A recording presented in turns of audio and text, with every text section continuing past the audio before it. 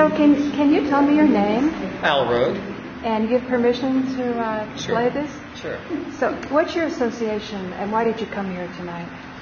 Well, we came here to basically celebrate kicking off the original New York City petition drive that was diverted. What's the petition about? Because this is for Malcolm X, right? No, this is a petition for a new investigation. I mean the event here tonight is going to be about Malcolm X. Yeah, right. It's a Malcolm X. It's a memorial talk because today is February 21st, and that's the 34th anniversary. Oh, just a second. Joe thinks I took his camera. Hey, Joe! Joe, I got your camera here. Oh, that's the thing. I didn't know. I'm trying to grab stuff as I can.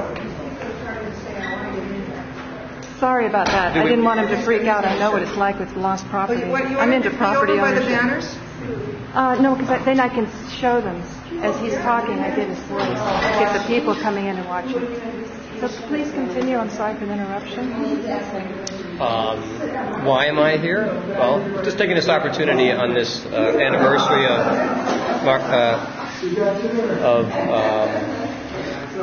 Malcolm X, right? Yeah. As you can see. See her? She's the director of the center. She said, how do I get my permission from her? Oh, we did. We got it from her associate. Oh, there you go. Okay. We got dueling cameras here. She was very nice. Al is going to explain to us I don't. State of the Union. I don't want to explain the State of the Union. Who can explain? I want to know. Concept outside. I got an alternative. Can you just explain for my viewers? I've got 1,000 subscribers, and they want to know what's going on with the ballot initiative, the 9/11 ballot initiative. They used to follow everything at St. Mark's Church, and it looked as though a reinvestigation was going to unfold the perpetrators of the crime. Well, certainly it was a crime. If you want to unfold the perpetrator, here's what I have to say on that subject. That the initiative is a false path. And the proper path is simply to embark on an educational campaign in which we acknowledge the obvious. That's it. Acknowledge it is obvious. Jet fuel does not cause the collapse. The company, Controlled Demolition, brought down the pair of towers in July, and we're Brooklyn, Queens, for practice. Hello. You need an investigation? You just watch the DVD. But controlled demolition doesn't explain dust. It explains rivers of molten metal, but that's not what I want to talk about. I want to talk about how do you properly go about if it's worth education, like Joe said. We did about 8 years of education now. And there's only so many people you can educate and re-educate. The point is, without any legal foothold, we can't do anything about it. No matter how much we all know, no matter how many people know, if they're not going to get out by the millions in the streets and do something about this crime, which was perpetrated by our government, or rogues in it, the military-industrial complex, then we've got to take this route, which is the only route that we have. We do have some power in this country on the local level, local democracy, to have these initiatives for people to vote for the law they want, the investigation they want, and not have to rely on politicians to do it for them. Now, my viewers are familiar with that. The funding has to be presented in order to do the investigation. What is the funding? Well, that's what the initiative ballot is all about. We are petitioning our local city government. The city council eventually will have to rule on this. And if we have enough signatures, then we get it automatically, as long as the signatures are valid. And the signature petition we have right here, we're getting signatures for, is for a new investigation, which includes an attorney general office to protect the commission's work legally while it's being done, and also as a funding plan for the commission's work. We have to have a funding plan in order to pay for this investigation, otherwise they won't approve it. Every initiative that goes before the city has to have a funding plan now. So our funding plan is to have an attorney general who can raise the money by suing corporations to renege on their tax abatement agreements that they had, and a number of other issues like Spitzer and Cuomo have done recently and in the past, raised billions of dollars for the city. Right. So that's a great funding plan. Why was that taken out? It's such a great funding plan. That funding plan was removed by arbitrarily by the dictates of William Pepper, who was the original designated chairman of the original petition drive. He said that he wouldn't be able to get any funding. Excuse me a second. The original petition drive? Yes. Dr. Pepper was on that one? Yes. And the petition that he was driving for was signed by Carl Pearson with that central office of City Attorney General? Yes. Yes. He decided, along with some of the local people, to remove that in order to make it easier, was the excuse, easier to get funding. Well, that funding never really came in the numbers that he promised. So we don't know why beyond that such an important funding plan was taken out, because they didn't replace the Attorney General with any other funding plan that made any sense that the City Council would approve. That must have been pretty heartbreaking for people like you and others that were meeting at the church every week. Yeah, we were definitely betrayed. And what happened is others from outside just came over and took over our initiative and just went with it. And Les went along with that, even though you worked with him so closely? Oh, yeah. In his judgment, it was the thing to do, but the majority of the steering committee did not, but he just did it anyway. So now the remnants of the original steering committee are now proceeding, as you see here, with our own. Would you be interested in joining us on a panel, and maybe we could invite Les and some of the people who gave so much effort at St. Mark's week after week after week? I will happy to discuss that. Okay, great. When we get the details. Thank you very much. Thank you. Let's see what Luann says. It took me, Oh, people are coming in. Hey, Luann, how's it? You want to make a few comments? No? Oh, okay. Yeah, did you get the, she's getting a shot. Let her get shot. Oh, okay. Michelle, did you talk to Michelle? No. That's Michelle. Hi, Michelle. Would you like to talk about what's going on here? She's good. We are collecting a petition for a new investigation of 9/11. We want it to be on the next ballot when people go and vote next time. We need 45,000 signature minimum. So we need people to know about this and sign our petition. Did you used to go to St. Mark's Church? Yes. You did? Yes. So I detect from your accent that you're French? Yes, originally. Originally. Why is this of interest to you personally? Why do you think it's important? Oh. Because you give us a fresh perspective coming from another country. Well, I've lived here a long time, so I have the perspective from here. Over there, they don't know that it was an inside job or whatever you want to call it. Some people think it was an outside job done by European contractors, and it was one of the steps to devastate the economy. But were you here during 9/11 in New York? Yes, I was, yes. Were you living close to the World Trade Center? No, but I was in Manhattan, and I smelled the vermin flesh and the dust. For months we had the smell go uptown. It was And I hear the dust was in air conditioners, even in Queens. Yeah, it was going probably everywhere. still there.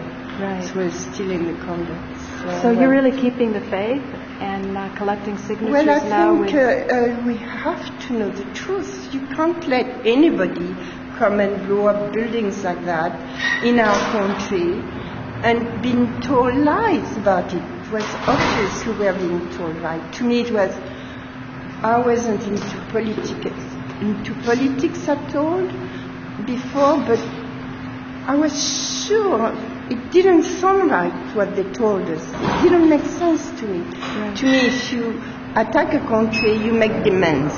You don't attack a country like that for no reason. There were no demands. They did it. They knew who had done it right away. So if they knew 2 days after who did it, they must have known who did it 2 days before. I don't see how you can investigate something in 2 days. I think that's within 20 impossible. minutes they were proposing whatever, it Bin seemed to Laden or me whatever. 2 days, maybe it was only 20 minutes, I don't know, whatever it Very was. short time, yeah. Plus we had never heard about Bin Laden, and all of a sudden Bin Laden is everywhere. Right. And I'm like, who is this guy to begin with, you know? So you want something more methodical and with decorum and Well, I want the careful and truth. Exhibit A and Exhibit B. And I want it to go all the way to the bottom. I want to know who did it, why they did it. Right. We can have all kinds of suspicion, we can have all kinds of theory, but we need to know the exact truth. And I don't think they told us that. Can you explain why the funding of the commission is important? Who funds it? How they get the money? Because it's expensive to do an investigation. Taxpayers don't want more taxes to pay for it. They think, let's just leave it be and go on. This is why our petition as an Attorney General included in it, because the Attorney General who wrote this petition knows what he wants to do, how he wants to raise money, because you can't have a taxpayer paying for this. So he has an idea how he's going to get the money. So that's why your petition says with the Office of City Attorney General. And so they can find out more at 911realinvestigation.org or 911ballotinitiative.org. Thank you so much. Well, thank you very much. Can you tell us a little bit about the book that Dr. Pepper wrote? Well, the thing that shocks me the most in there is that he says you don't need biological parents. It doesn't want your biological parents to bring you up. Wow, I didn't know that. I'm like, what is this? And plus he thinks it's okay to have an adult have an homosexual relationship with a child. It's very weird, very screwy, very shocking. Really? And you come from a country that's considered more liberated than ours. Well, that's why, you know what I mean? People say Americans. We always put everything on the French. They accuse the French of all this sexual deviation. Well, maybe some French are deviant, but as my experience, all my friends are very clean. They marry once. Oh no, I meant we were looking to France for models of liberation, French and Germans, because the Americans seem to be kind of glued to susceptibility. Yeah, okay. Americans seem to be glued to susceptibility to advertising that uses sex to sell products. That's what I meant. I felt that in Europe they were a little more liberated for consumerism that's motivated by... I don't know, they use sex more than ever now. It's I guess really, it's a global really world. Bad, yeah. But tell me, since you've already expressed how concerned you were about the reinvestigation, when you read the book that Dr. Pepper wrote, did it sort of make sense to you that in the same way that you can sway a child to do something that his biological parents wouldn't do, that such a person could sway the 9/11 truth movement in a direction to take away the ballot initiative that had teeth in it? Well, because what Luann read to me, it was very persuasive. He was very kind of charismatic writing. A self-managed child. Well, the thing is, it seems innocuous. It doesn't seem dangerous. When you read the back of the book, it's very logical, and he names a famous psychiatrist, but he distorts their information. He says that children have their own idea about right and wrong, but here he's telling you that they may want homosexual relationship with adults when children are in need of guidance. In my opinion, children are in need of love, they're in need of guidance, they're in need of protection, and they look up to adults for that. Consequently, we can see the beginning of mutually chosen adult-child, child-child, and adult-adult relationships. You want to say anything else, Cameron? No? It's yours. Thanks. It's quite a responsibility here. By William E. Pepper. Okay, well, I've been initiated. Thank you very much. And thank you. Fortunately, you'll find out you never were initiated, and you're better for it. Anyway, I'll meet you down at Union Square and help you out this summer because I can really get behind what you're doing. And thank you, Al. You're welcome.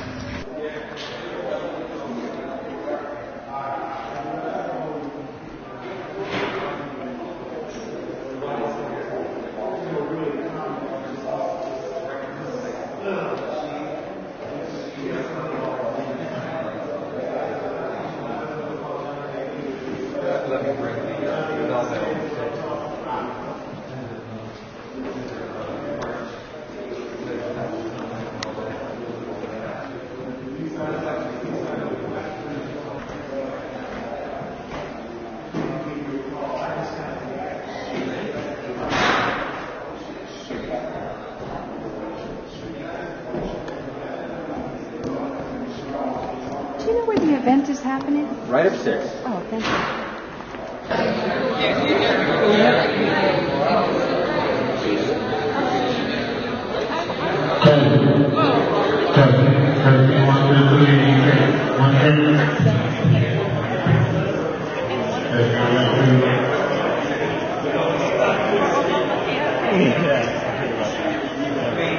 That was actually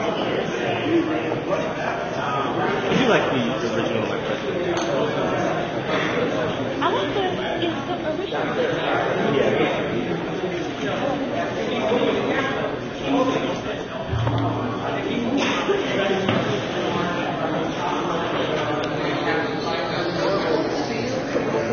What brings you here? Huh? What brings you here? Well, I'm in a campaign to try to save the last remaining portrait of Malcolm X in Harlem.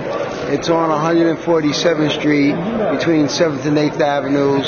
It's the foundation of a wall created by the people, for the people, called the People's Wall.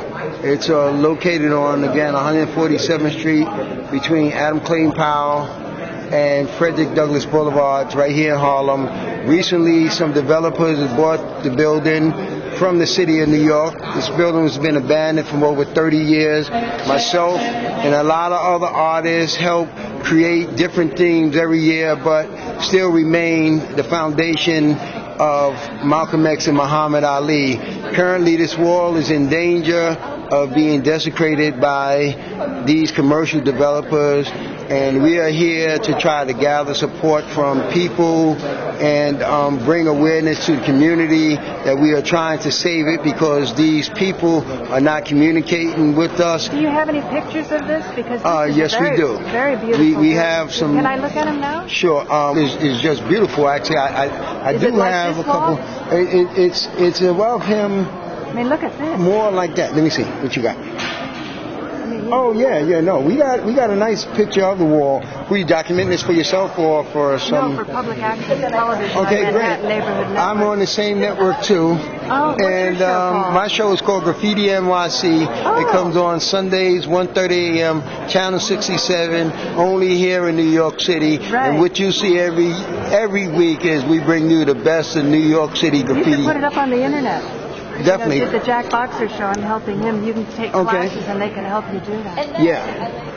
But what are you hoping to gain this evening? And why aren't you videotaping? Well, my cameraman is here, but he got hungry, so he had to go to I get see. something So to he'll be eat. back. But he'll be back. You could probably get some footage from Joe. No, we're gonna get some footage here. I mean, I got a cameraman that's gonna be here. I've interviewed a lot of people too. Did you meet Malcolm X? No, I never got a chance to meet him, but he's always been a part of my evolution as being a person of the community. Right. Thank you. Thank you. Frank, can you tell us what's going on here, why you're here?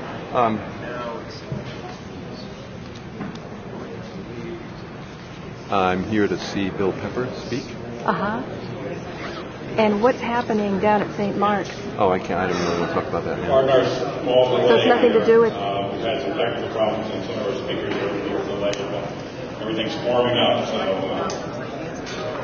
Thank you for coming out, and we'll start this delay in getting started.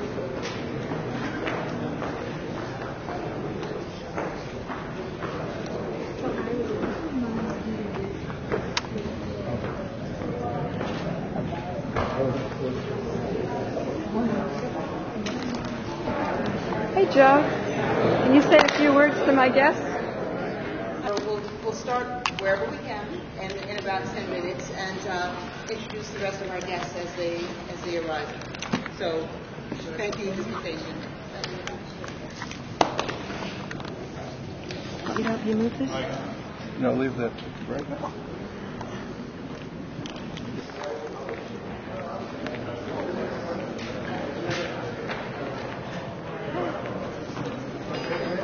Dr. Pepper, can you give a few words about the 9/11 ballot initiative? No, not right now. That's not why I'm here. Why are you here? Huh? Why are you Because I've here? been invited to speak. Hi, John. How are you? Hey, how you doing? This is Leanne, John Judge. Hi, how are you?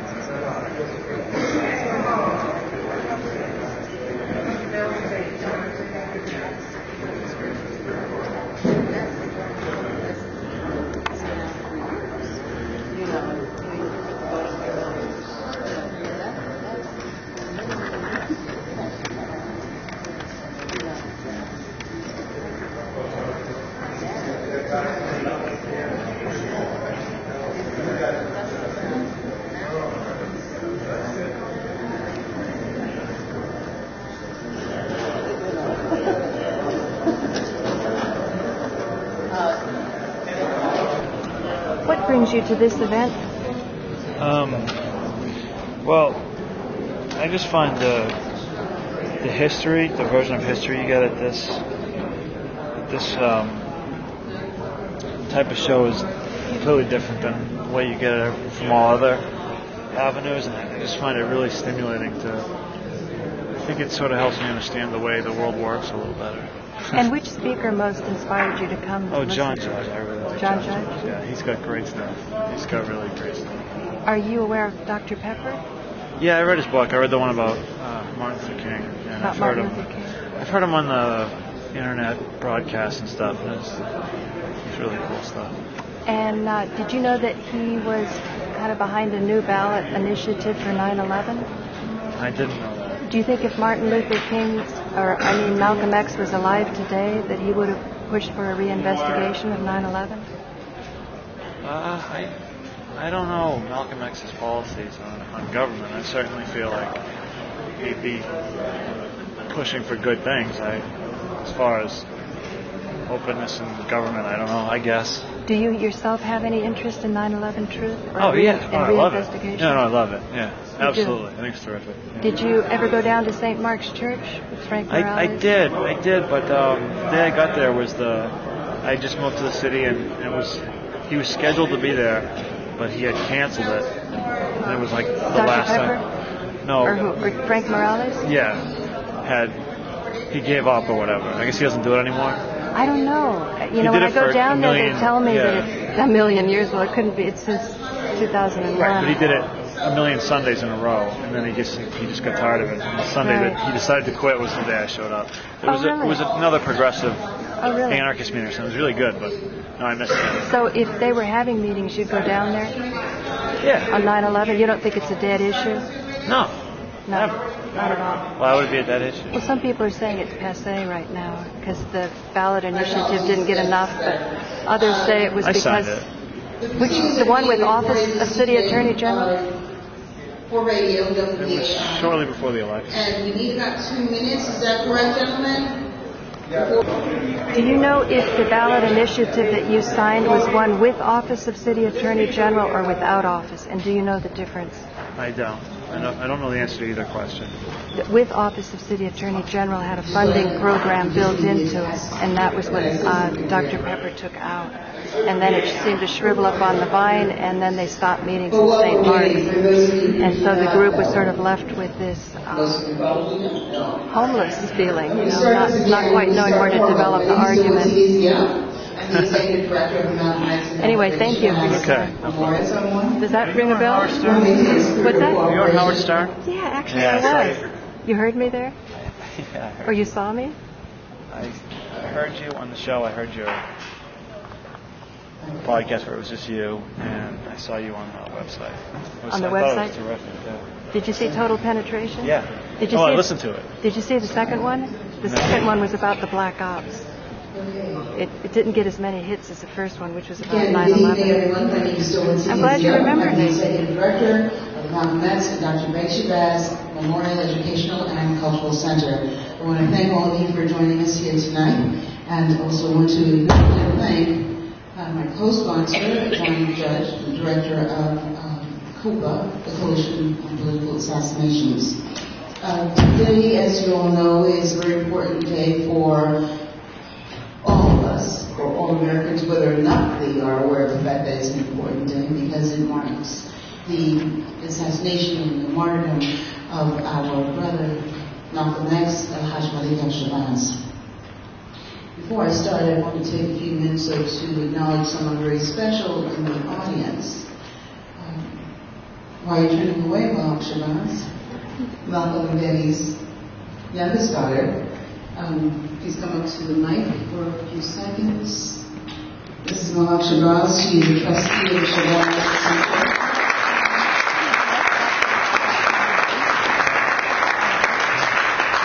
I want to thank everybody for coming out tonight. For a long time, we didn't share this day with the community. My mother went out and represented, and she kept her 6 daughters private, secure. After her death, we stepped up and represented both our parents and keeping the legacy real and unperverted, and just the fact that people are coming out and supporting us. When I grew up, the climate table wasn't really that great. A lot of these people who are here now, they weren't our friends. But I know who was our friends. Buster Smalls, Stephen Clark, people on the panel. We had a very secure group around us. We were allowed to grow up confident and secure. And so now that we're more public, we are now in the house that Betty built, which is formerly the Audubon. Now the Dr. Betty Shabazz Malcolm X Memorial Educational and Cultural Center. I say her first. Because she worked very hard to do this. And so the fact that people are coming here, we are in ownership with Columbia University in the city of New York. We have it for 95 more years. They have to throw out the garbage and shovel the snow. And our sister here, fabulous executive director, Dorothy Desir, plans all of our programming and has done a fabulous job on a global level. Soon we'll be have UN NGO status, so we can even speak globally like my parents were. So I welcome everybody to please keep coming to this center and understand Malcolm and Betty and the global community. Thank you.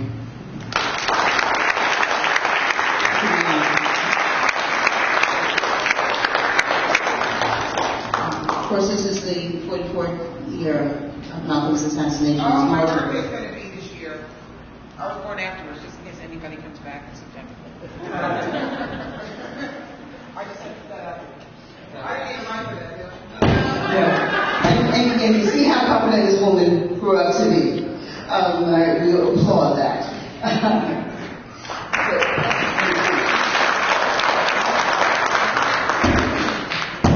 This is the second year of Senate in the years before Malcolm's assassination.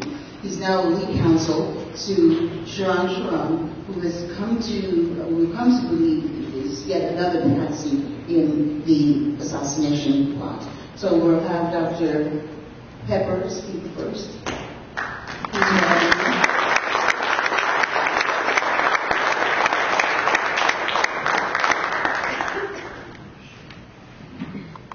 Thank you very much, Madam Chairman, distinguished panel, any members of the family who are here, Malcolm Scholar, ladies and gentlemen, pleased to be invited to come here this time. I did not know Malcolm, and I have done no work on the investigation of his assassination. I've read as much as there has been available, and I'm grateful to the people who have continued to work on this case in an effort to try to bring out the truth as to what happened to this great leader. My closest connection with Malcolm came actually through Martin King. And Martin had developed over the years, from the time when they had initially met, a great deal of respect for Malcolm. And a great empathy for the struggle that he... Of the Sokoto Caliphate, which existed in what it would now be called northern Nigeria. These are the robes that were presented to him.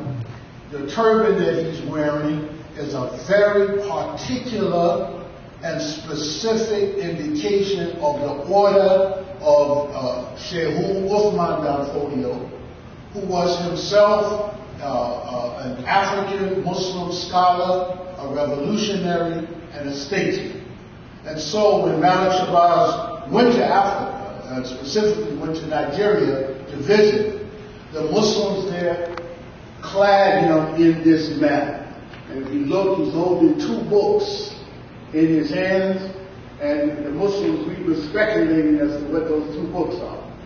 And we have, we believe that it's either a 2-volume printing of the Quran, or it's 1 volume of the Quran and 1 volume of the Hadith, or the traditional, the prophetic traditions of Muhammad ibn Abdullah, peace be upon him. And before I cite the second one, let me just point to another image here.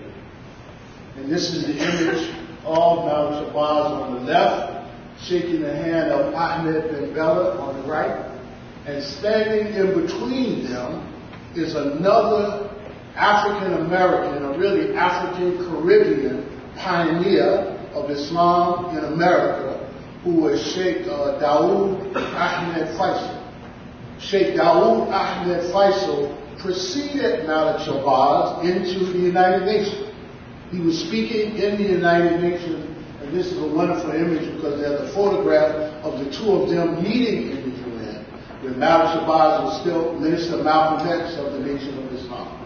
And Sheikh Dawood Faisal was a Sunni Muslim, African-American pioneer, and of course Ahmed bin Bella, the famous Algerian revolutionary Muslim leader. So these images here, and this mural wasn't just haphazardly put together. This mural was supervised by our late sister Betty Bahia Shabazz. She's the one who supervised the creation of this mural and the imagery that you see here. So it's a very scientifically designed series of images, designed to do what? To teach about the different dimensions of her husband. Second on this list of major concerns of Malik Shabazz, according to Dr. Clyde, was the introduction of the Afro-American question to the United Nations. Third was the organization of an authentic, internationally recognized African-American national liberation movement. And then 4 would be the replacement of the irresponsible traditional Negro leadership, for without this, no meaningful changes or even new conceptualizations could reach the masses, and we thank Dr. Clyde for that. State your name first. Oh, thank you. Thank you. My name is Paula Gloria, and I have some questions for several of the panelists. The last two were talking about the economy. And the second to last one, I believe, Dr. Clark? Is your name? No doctor. Okay.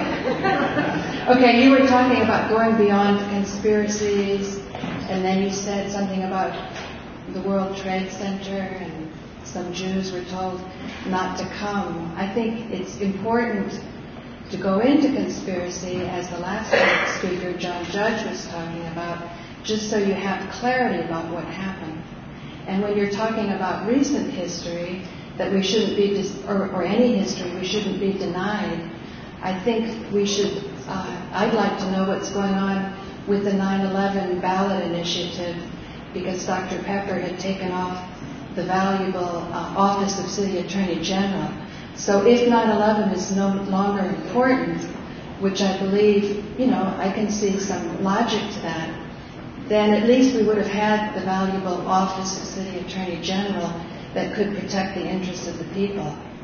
So Dr. Pepper might want to answer that, but the more important one is what the last two speakers brought up, which is that capitalism is the problem. I think the problem is access to capital. When most of the wealth doesn't come from labor, when most of the wealth comes from technology and from capital, then if the poor don't have access to capital and they can't get corporate financing, because even our corporations are crumbling. And as far as great social change, if Obama's stimulus plan is putting money into the pockets of the very people who were abusing the system, then again, not to the common people. So you need to address the economy and capitalism. It's not capitalism, it's access to capital. And then the 9/11 ballot initiative as our recent history. Thank you. Thank you. Who would like to respond to that? Yes. Wait. Yes. Yes. The answer is yes. Steve.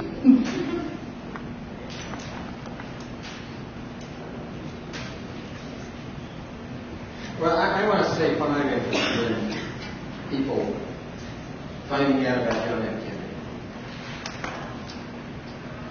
I believe John F. Kennedy was killed with the Harvey. Gentleman right here.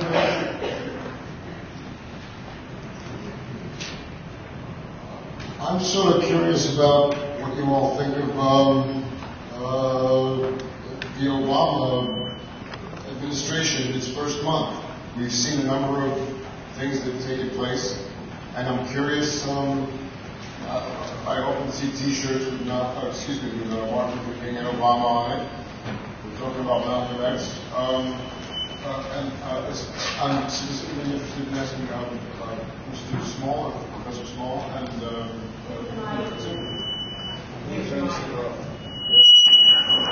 Maybe don't use because the mic. he's close to the Wait a minute. A lot of NGOs that work for corporations, they don't keep people down. I know I like to think the not-for-profits are being kind of, what do you call it, neutral? You know not-for-profits?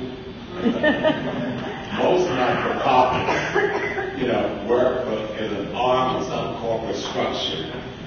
And even if you don't mean to be, there is some corporate money-giving structure that will try to manipulate you to be. But back to the Obama thing and really being fair, he's one guy. As a symbol of change, because what was demonstrated in this election, even though most whites did not vote for him, more whites voted for him than ever in the history of this country, whites voting for a non-white. What that says is that there's the courage, because I do believe what the brother said the other day, Americans are basically cowards.